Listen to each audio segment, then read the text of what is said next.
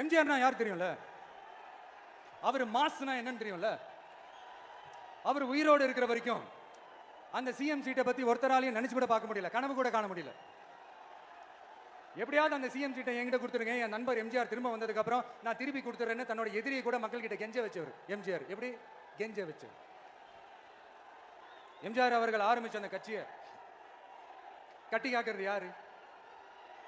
இன்னைக்கு அந்த கட்சி எப்படி இருக்குது? அதை நான் சொல்லிதான் உங்களுக்கு தெரியணுமா? அப்பாவி தொண்டர்கள் அதை வெளியில சொல்ல முடியாம வேதனையில தவிக்கிறாங்க.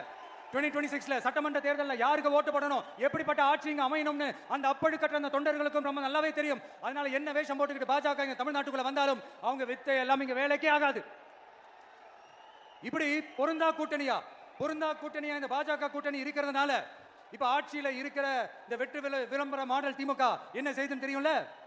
பாஜகவோட உள்ளுக்குள்ள ஒரு உறவை ஒன்று வச்சுக்கிட்டு வெளியில எதிர்க்கிற மாதிரி ஒரு டிராமா ஒன்று பண்ணிக்கிட்டு, எதிர்கட்சியா இருந்தா போங்க மோடின்னு பலூன் விடுறது, ஆளுங்கட்சியா இருந்தா வாங்க மோடின்னு கொடை பிடிச்சிக்கிட்டு கும்பிடு போடுறது. இது மட்டுமா? ஒரு ரைடுன்னு ஒன்று வந்துட்டா போதும், இது வரைக்கும் போகவே போகாத ஒரு மீட்டிங், அதை காரணம் காட்டி டெல்லிக்கு போறது, அங்க ஒரு சீக்ரெட் மீட்டிங் நடத்துறது. நல்லா நோட் பண்ணணும் மக்களே, அந்த மீட்டிங் அப்புறம் இந்த இஷ்யூ அப்படியே காணாம இருக்குமே. அதேதான் Stalin uncle, what uncle is very wrong uncle.